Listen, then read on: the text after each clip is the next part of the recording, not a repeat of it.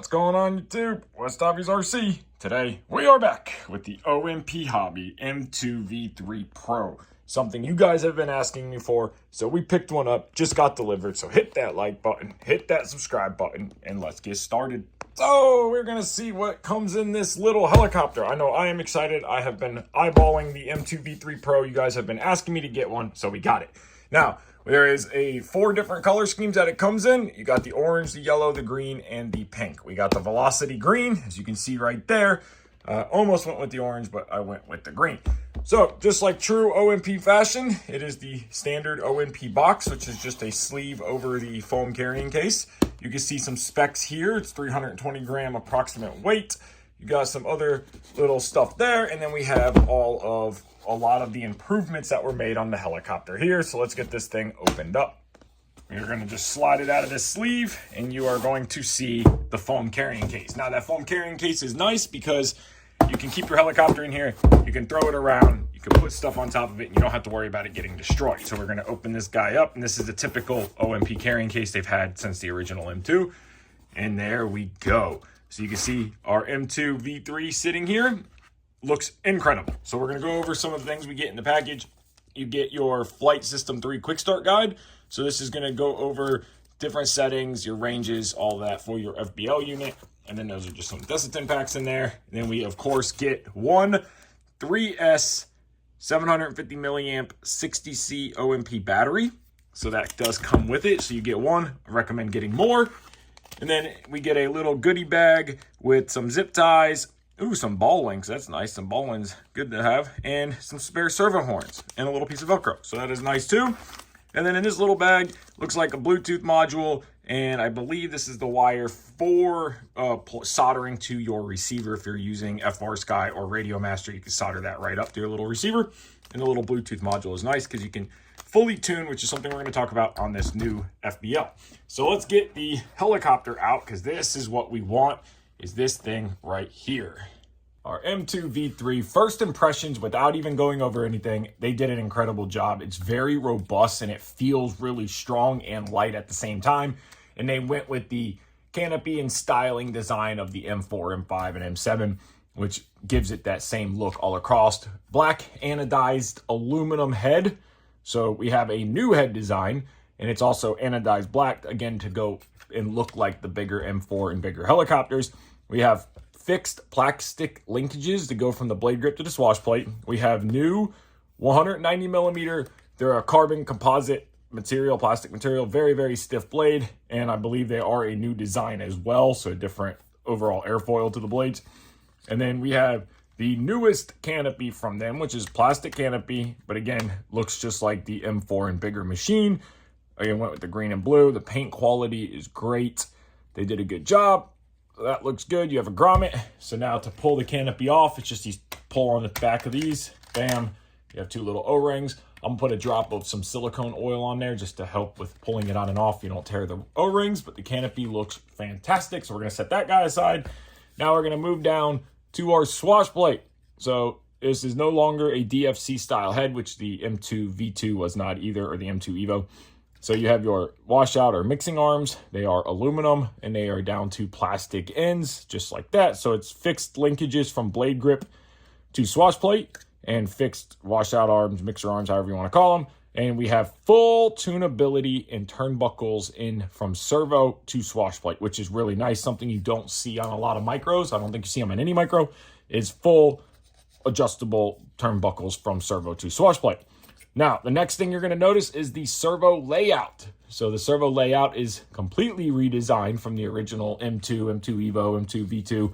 It's more, again, with the M4 and bigger machine. So it's a lot easier to work on. You can get to all of your screws without having to take stuff apart. So it's real easy. Just put your driver in. You can pop this servo out, pop that one out, pop that one out. So they went with simplicity in mind, which I like to see because you guys know we're going to crash these things. They are the sim in real life, the little beater helicopter.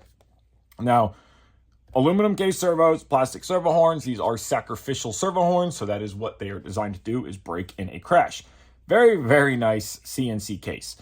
I know plastic is a little lighter, but they save so much weight already. I believe it's 25% lighter is what they're claiming from this and the original version, which is a big weight difference, and you can feel that it is a lot lighter.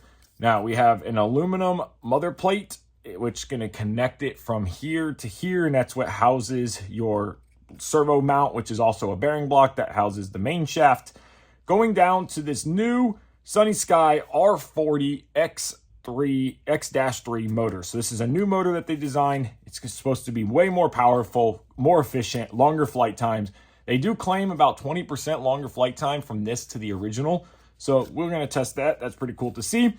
Carbon fiber frame sides, which I know I like carbon fiber, so happy to see that it is carbon fiber, and it is 2 pieces is what it looks like. So you have an upper piece, which go to these plastic standoffs, and you have a lower frame plate. And I did see that they sell colored booms and frame plates, upper and lower, so you can, get it all greened out. I think I'm just going to do the boom in green, leave the frame alone. Now, moving on to the all-new FBL unit. This is the brand new that has been designed, OFS3. Fully tunable, fully programmable, which is really cool. So you can download the app with the Bluetooth module, and you have full access and full tunability to every parameter, and it can always be reset, which is awesome. And you also still have your speed, collective rate, and agility kind of with the lights like you used to on the original one where you push the button. That is still there. And then you have a tail motor plugs right here, which are these little tiny 2mm bullets. So you can just unplug those in the event that you need to get the tail rotor off for replacing the boom. Your XT30 is captured. It's held into place, which that I really like, because when you plug your battery in, you don't have your wires flopping around. So that's a really nice touch. So they did good there. It's held it on a plastic tray, which that tray is what holds your FBL ESC in, because your FBL is on top and your ESC is on the bottom. Now, plastic skids. This is a new skid design, which in my opinion, looks way better than the old ones, and a very durable skid design. So you're not going to have to worry about breaking those skids. Very durable skids. So that is nice there. Now, another thing you'll notice is they went to a rounded tail boom. So it is a carbon tube boom. Very, very thick. Nice carbon boom. No flex at all. Should take a beating. New tail blade. So you'll see this is a new design. So it is ultralight tail, supposed to provide better collective pitch level response and quiet the helicopter down. So that'll be nice. It is also a new tail motor. This is the R13X-3. So bigger tail motor, more tail performance, painted tail fin on both sides. So you'll notice that you get the same visibility. Also on the tail, since we are on that, it is one piece. The tail fin and the motor mount's one piece. No more 2-piece fin. And you also have a nice, it looks like an aluminum insert that goes into the boom there that the motor mounts to. And then it looks like a carbon spacer block from the tail casing to the motor there. So that came out really good. They did a really good job. And the battery is also a friction fit battery. So you'll notice there's a little tab right there, if you guys can see that. And that's what holds your battery into place. Let's put the battery in and see what it looks like. Putting your battery in is very simple. Just slide it in, OMP label up, and it's a very tight fit. And then your battery would plug just right in, just like that. Bam. Very clean, very simple. And that battery is not coming out of there. That's a very, very snug fit. Probably the snuggest fit out of any of the micros with that fit canopy or with that fit battery. And it's not going to wear out because that is a plastic tab in there, plastic bottom plate. And it looks like to get the main shaft out, they went to what looks like a 2mm screw down in there, which is nice. No more of that little star bit that you used to have to try to get the screw out. So that is nice. The copper windings look good in the motor. So that is good there. Super happy and impressed with the quality. The boom also gets screwed on right here. That's looks like a 1.5mm screw is what clamps around. Let's take the blades out of the holder, see what they look like. 190mm main blade. That is a good looking little helicopter. You guys have been asking for it, so here it is. There it is in all of its glory. It's really, really good.